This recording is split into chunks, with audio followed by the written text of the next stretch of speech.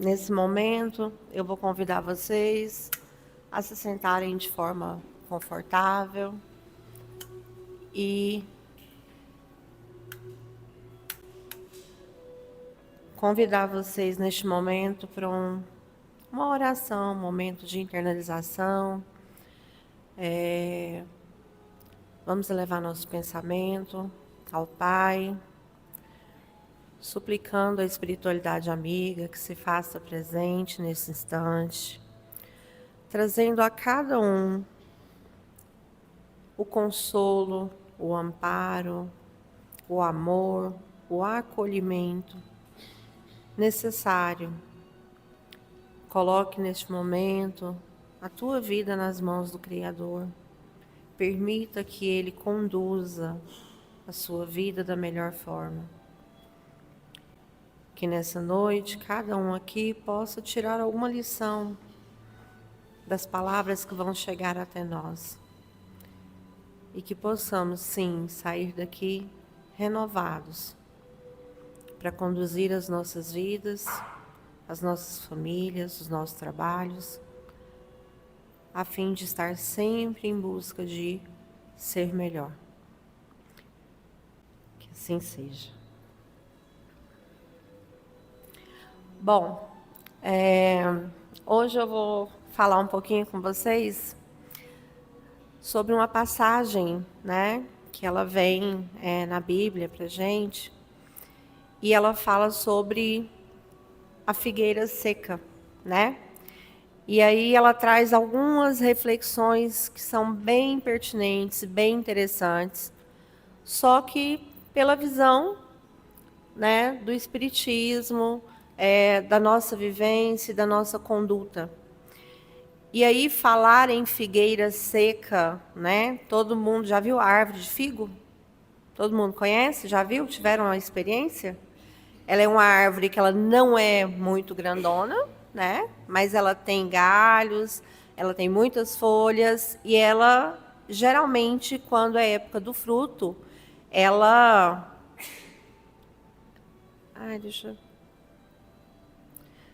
Geralmente, quando é época de fruto, ela... Deixa eu só tentar parar a musiquinha aqui, que não está indo.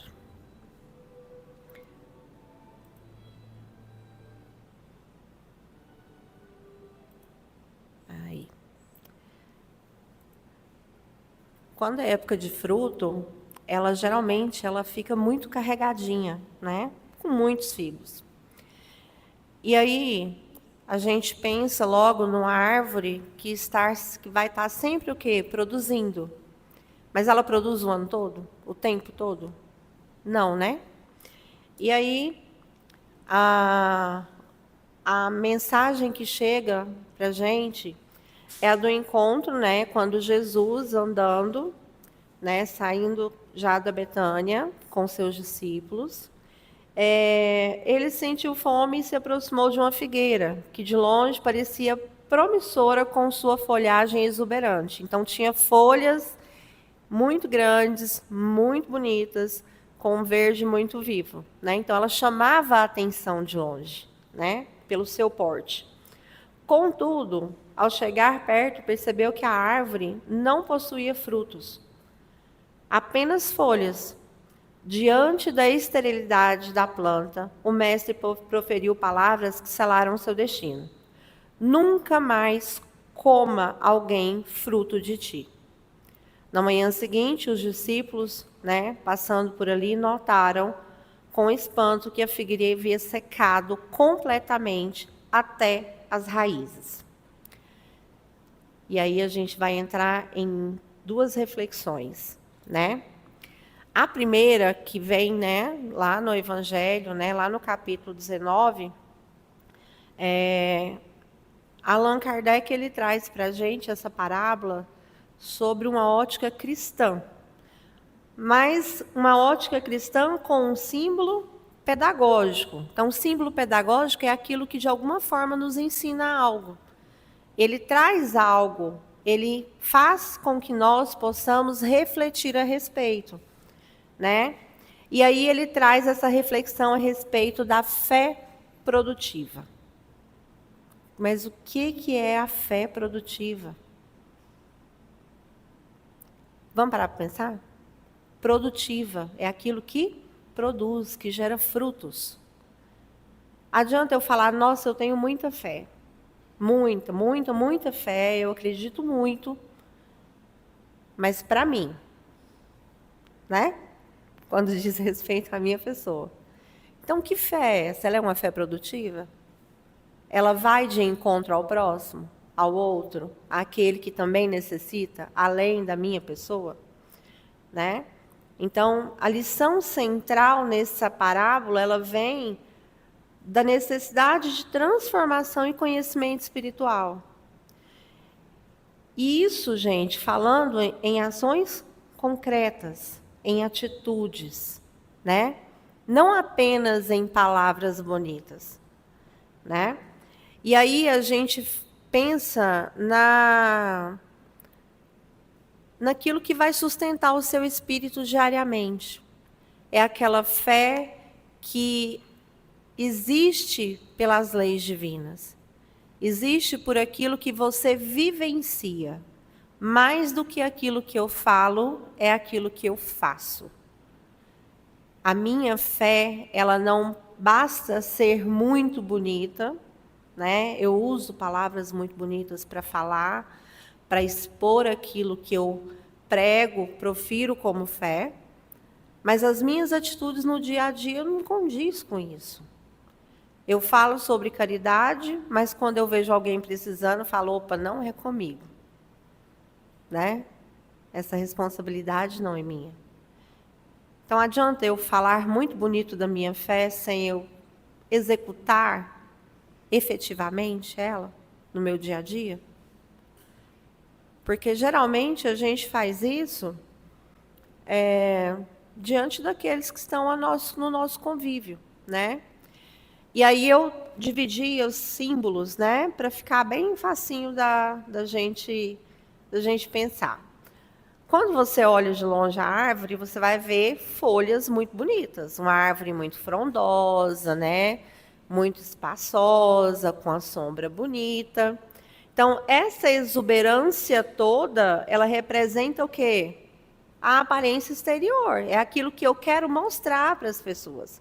É aquilo que eu quero que as pessoas vejam e comprem como sendo a verdade, né? Ou seja, é um verniz social.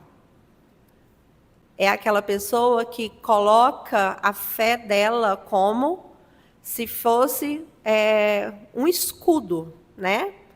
Que ele quer que as pessoas olhem para ele e que vejam ele não como um ser humano falho, como um ser humano que sofre, como um ser humano que precisa de ajuda. Ele quer ser visto como uma pessoa sustentada pela fé. Mas, muitas vezes, essa pessoa que tem esse verniz social da fé, ela é desprovida de quê? Do real sentimento. De realmente acreditar. No momento da oração, eu falei para que cada um colocasse a sua vida nas mãos do Criador. Porque a nossa vida a Ele pertence. Nós somos sua imagem e semelhança. Ele pode conduzir a nossa vida. Embora eu queira muitas coisas, nem tudo me convém. Não é isso? Quem aqui é pai sabe. A gente ensina isso para os filhos o tempo todo. Né? O querer nem sempre é bom. Então, esse sentimento de fé, de religiosidade, de caridade, de amor que eu externo, ele realmente habita o meu ser? Porque a gente vê muito hoje, principalmente em tempos de mídias tão exacerbadas, né? Pessoas usando a fé para se expor, para vender uma imagem que muitas das vezes ela não condiz com aquela pessoa. Né? A pessoa é aquele ditado, né? Faça o que eu digo, mas não faça o que eu faço. Então, eu estou falando para você que você tem que ter fé, que você tem que ser forte, que você tem que acreditar. Mas aquilo que eu faço é contrário àquilo que eu prego. E aí, a gente vai observar que são pessoas que têm uma oratória, uma retórica, um conhecimento, né? Às vezes a pessoa sabe assim, ó, a linha, o capítulo, o versículo milimetricamente, mas na hora de pôr aquilo em prática, não dá certo. Não dá certo porque é ruim? Não, é porque a pessoa não tem esse sentimento dentro dela. Ela usa dessa fé como uma moeda de troca. Ele quer que o outro creia porque de alguma forma ele vai tirar benefício disso. E aí a gente vê na parábola, né? Assim como a árvore enganava o viajante faminto com sua promessa de fruto, sistemas e doutrinas que não produzem um bem efetivo são considerados estéreis. Isso aqui é muito interessante, porque ele coloca sistemas e doutrinas, né? Hoje, você andar por qualquer bairro, né, aqui de Goiânia, de Aparecida, da região, ou do Brasil, ou do mundo, você vai ver uma série de instituições religiosas, cada uma com seu nome, cada uma com suas particularidades, cada uma com seus oradores, né? Porém, elas efetivamente conduzem a palavra do Criador? Aquilo que foi deixado? De amar o próximo? A começar por aí, amar o próximo. Quem é esse próximo? É aquele que está ali sentado do meu lado no banquinho? Ou é aquele que eu não conheço, que eu nunca vi, que às vezes está faminto andando na rua? Aquela família que às vezes não tem o que vestir, o que comer, onde dormir. Adianta eu ir lá para frente, colocar um terninho, uma gravata muito bonita, muito bem vestida, muito bem apessoada, com a oratória muito boa, falar sobre caridade, sobre amor, sobre a palavra de Deus, e nas minhas atitudes eu ser uma pessoa egoísta e mesquinha? Não, isso não condiz. É discrepante demais. E aí, quando Cristo fala, né, para que ninguém nunca mais coma do fruto daquela árvore em específico. E aí, muitas vezes, a interpretação que tem é o quê? Que o Cristo praguejou, que ele amaldiçoou. Só que, na verdade, ele precisou usar aquela planta como um exemplo. Como um exemplo para que os seus discípulos compreendessem o tamanho do poder da sua palavra.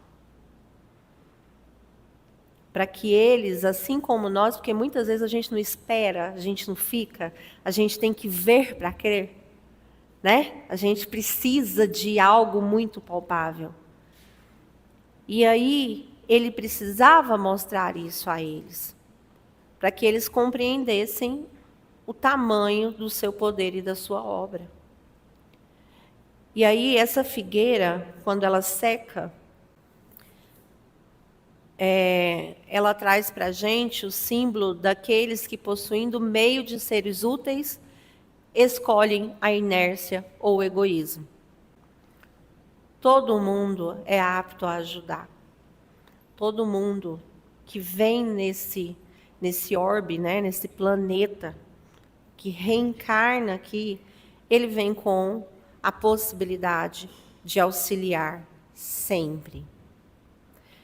E a gente não fala, não é apenas da questão material, mas do apoio, do amor, né? De ser um braço, de ser um ombro, de ser um apoio para aquela pessoa que às vezes precisa não do bem material, mas às vezes de uma escuta, às vezes de um apoio moral, às vezes apenas de um abraço, né? Às vezes a gente fala assim, mas só isso, vou fazer o quê? Mas às vezes isso que a gente não dá valor é algo que vai levantar aquela pessoa, talvez, de um buraco em que ela se encontre. E aí, o Espiritismo enfatiza que seremos responsabilizados não apenas pelo mal que praticamos, mas também pelo bem que deixamos de fazer quando tínhamos a oportunidade.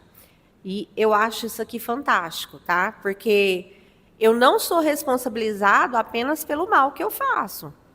Eu me responsabilizo pelo bem que eu deixo de fazer quando eu venho com esse compromisso aqui.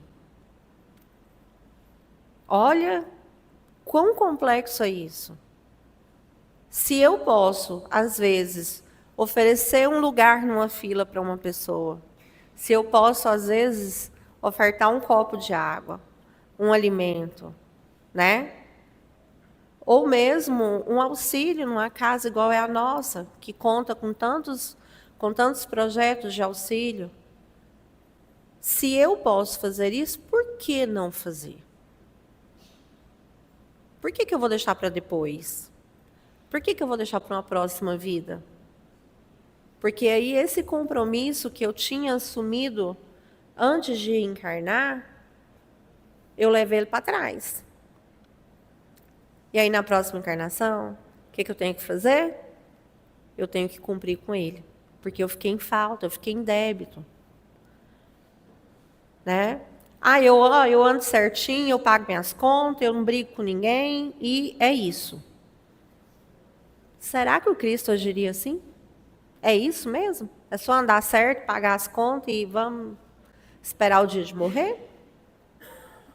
Ou será que eu posso, sim, ser luz na vida de alguém? Por menor que seja essa fagulha, por menor que seja essa faísquinha de luz. A inutilidade voluntária. Olha a palavra, inutilidade voluntária. Eu escolho não ser útil. Mas como que eu vou ser útil? Né? Eu trabalho a semana inteira, eu fico cansada, chega o final de semana, aí eu tenho que cuidar da minha casa, cuidar das minhas coisas, né? E o que eu vou fazer? Auxilie quem precisa. Gente, uma coisa assim que acho que é fantástica, que todo mundo pode fazer, que a gente às vezes deixa passar batido. Coloque alimentos dentro do seu carro. Não estou falando de cesta básica inteira, aquela cestona de mês, não. Coloca um pacotinho de arroz, um de açúcar, um óleo, um macarrão, um extrato. Deixa ali uma sacolinha separada dentro do seu carro. A hora que você parar num sinal que alguém vier te pedir dinheiro, em vez de você dar dinheiro, pega o alimento e entrega para essa pessoa. É muito? Talvez para você não, mas talvez para aquela pessoa vai ser a única refeição que ela vai ter no dia. Aqui, todo sábado a gente tem a sopa fraterna, né? Enquanto está tendo a evangelização infantil, enquanto os pequenininhos estão aqui aprendendo a palavra, nós temos muitos colaboradores que estão ali picando verdura, amassando alho, picando a carne, fritando, né? Preparando com muito amor aquele alimento que vai ser distribuído para os nossos irmãos que estão na rua, as famílias que às vezes não têm um alimento. Então, às vezes, tem muita coisa para ser feita, mas eu escolho não fazer. Porque eu coloco, às vezes, coisas que não têm tanta importância como prioridade na minha vida.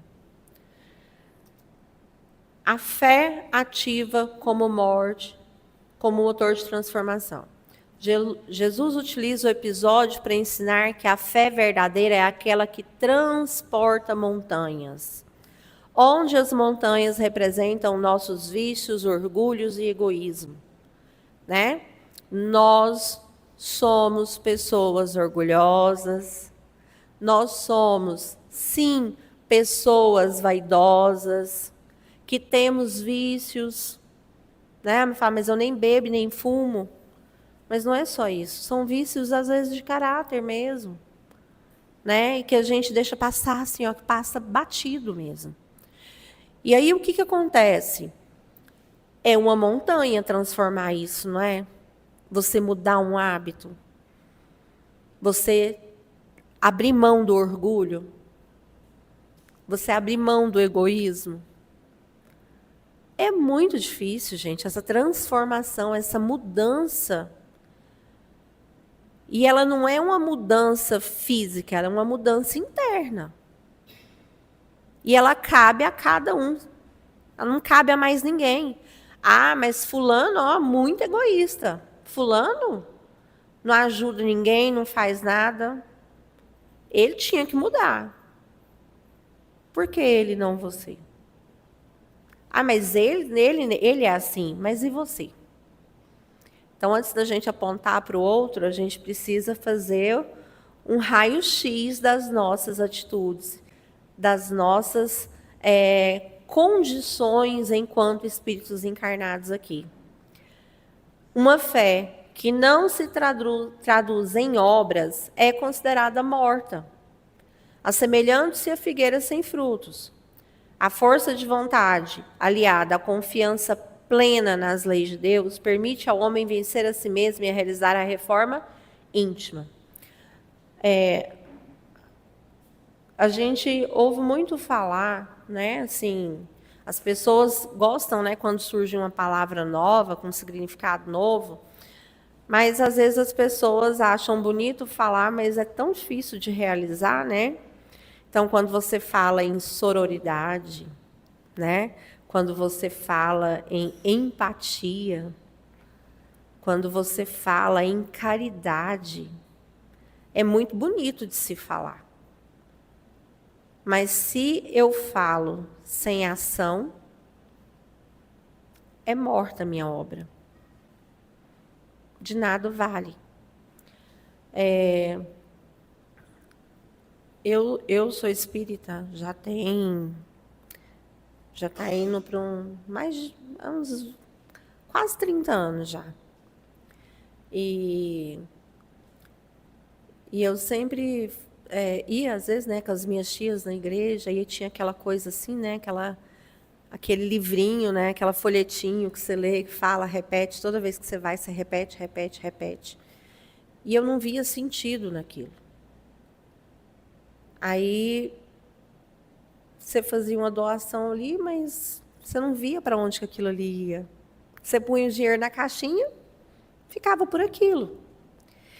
E aí, quando eu comecei a conhecer a doutrina, que eu comecei a frequentar os locais, eu via aquilo que eu nunca tinha visto em outras religiões. Ah, vou puxar a sardinha para o espiritismo? A questão não é essa. A questão é, hoje eu consigo vivenciar aquilo que eu ouvia. Hoje eu consigo praticar aquilo que eu sabia que era certo. Então, o que acontece? Aqui nós somos convidados sempre a essa reforma, a esse cuidado com o próximo, a entender que a dor do outro, ela importa sim, e que nós podemos sim auxiliar essas pessoas que muitas vezes chegam aqui com questões que ela não consegue resolver. E não é com muita coisa, né? A gente doa aquilo que a gente tem, que é energia, que é amor, que é carinho, que é respeito, é acolhimento. Então, nós somos, sim, convidados o tempo todo pelo Cristo a dar continuidade à sua obra. Né? Quem assistiu The Chosen aí, né, que é o seriado, nessa última temporada, né, que saiu, fica muito claro isso, do quanto ele preparou os seus discípulos. E os seus discípulos viravam para ele e falavam assim, mas eu sou imperfeito, eu não dou conta, tem hora que eu quero pegar o outro ali e bater no irmãozinho. E aí o Cristo fala, todos são imperfeitos. Mas não é porque eu sou imperfeito que eu não posso tentar mudar e melhorar. Essa mudança, essa reforma íntima, ela precisa existir diariamente. Eu falo que o maior desafio que nós enfrentamos aqui em Goiânia, dentro de Goiânia hoje, para essa reforma íntima é o trânsito. Que a hora que você entra no carro, todo mundo vira o pateta. Você já viram o Pateta dirigindo? Todo mundo já viu, né? Você é uma pessoa maravilhosa. A hora que você entra no carro, gente, ali é o melhor lugar para você exercitar a sua reforma íntima. A sua paciência, a sua compreensão, o seu amor ao próximo, né? É, às vezes, a gente deixar de ser egoísta, querer passar na frente, correndo, tomando o lugar do outro. Então, essa reforma íntima, ela tem que acontecer todos os dias. Quando você acorda, Senhor, eu entrego em tuas mãos a minha vida, para que ela possa, sim, condizer com aquilo que o Senhor espera de mim. Isso é um exercício diário, esse entregar a sua vida nas mãos do Criador, para que Ele, sim, possa agir, para que Ele possa, sim, fazer o que é melhor para você. Porque eu acredito num Deus de amor, de caridade, de compreensão. Eu não acredito que Deus castiga, que Deus é ruim, que Deus é mau, que Deus pune, né? Isso nunca entrou na minha cabeça. Porque eu falava assim, gente, mas se Ele fez a gente, por que Ele vai ser ruim? Se Ele me fez imagem e semelhança dele, por que Ele vai judiar de mim? Porque eu errei, porque eu escorreguei às vezes. Porque o errar, o escorregar, o ser falho, ele faz parte da nossa vida. Mas não é porque eu errei, porque eu escorreguei, que eu tenho que continuar errando e escorregando. Eu posso melhorar, eu posso mudar. Eu posso buscar essa transformação, sim, todos os dias. E por que não fazer? O que me impede? Né? Então, produzindo os frutos do Espírito que alimentam a alma e a sociedade. Nós somos seres sociais. Nós precisamos estar em contato com o outro até para que esse crescimento íntimo aconteça. Né? Igual, às vezes, eu escuto, eu falo que eu escuto, né? Porque eu trabalho com psicanálise. Então, assim, eu escuto muita pessoa falar assim, eu sou sozinha, eu gosto de ficar sozinha no meu canto, ninguém me incomodando. Mas mesmo nesses momentos em que a pessoa está só, chega um momento em que ela precisa de alguém. A gente precisa de ajuda do nascer ao morrer. Em todos os instantes nós precisamos nos relacionar com outras pessoas. Então, que nós possamos ter uma fé ativa, né? E aí, nós como médiuns, né? Nós temos uma missão de trazer essa orientação, esse consolo, esse colo. E aí, todos nós temos esse dom. Eu não preciso estar aqui dentro da casa espírita, mas eu tenho sim o dom de ser esse colo para o meu irmão que está necessitando. Não só da questão material. O chamado para a colheita, né? A lição da figueira seca é um convite urgente à ação e à vivência do Evangelho.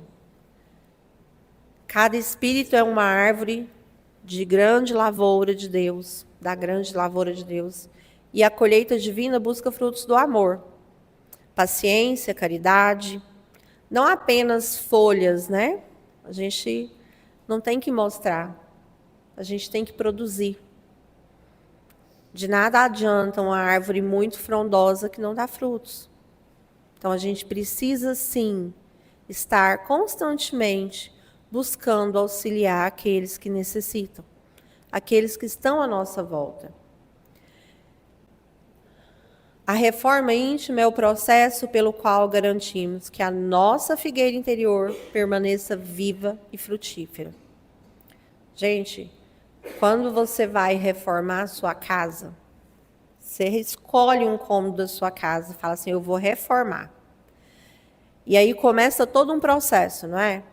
Onde você vai escolher tinta, você vai escolher piso, você vai escolher um papel de parede, você vai escolher um abajur, um móvel. Você quer criar toda uma atmosfera boa naquele ambiente, não quer? Você não quer um ambiente bom, gostoso, agradável de se estar? A mesma coisa é aqui dentro. A gente precisa cultivar aquilo que é bom para que seja minimamente agradável viver nesse plano. Porque a gente já tem tanta luta diária, a gente tem tanta dificuldade, a gente tem tanto problema.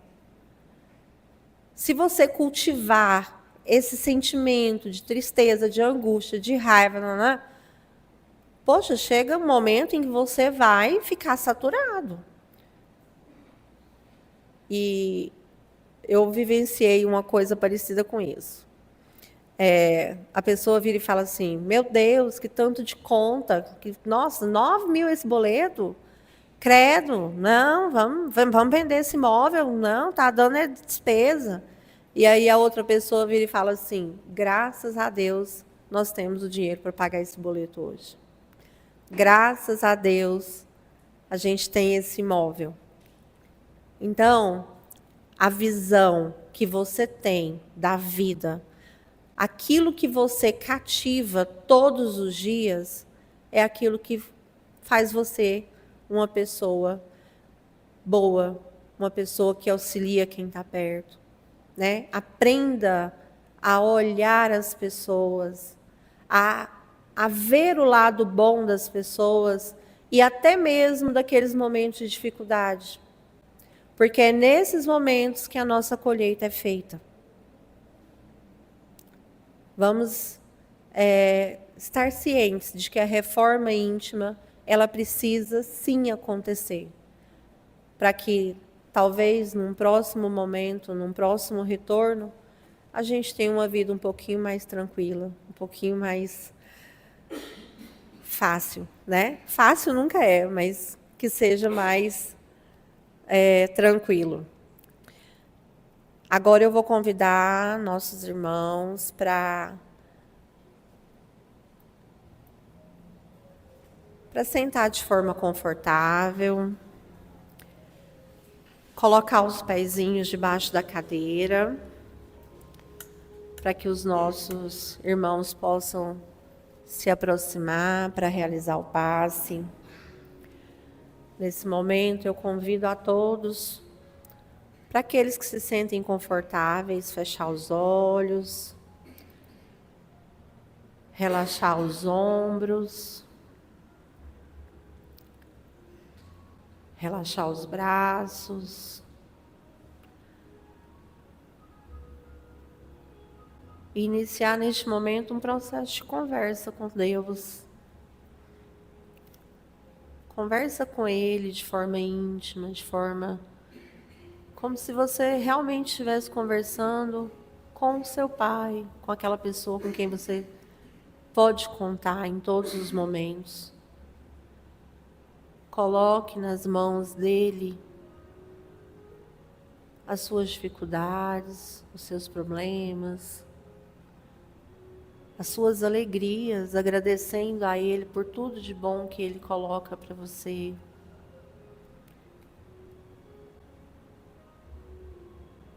Mostre a ele o quão grato você é. Que neste momento você sinta o seu corpo relaxado, como se você estivesse flutuando, como se você estivesse sentindo o movimento das ondas do mar. Neste momento, o Cristo te carrega no colo. Ele cuida para que você não se afunde, para que você aproveite esse momento de leveza.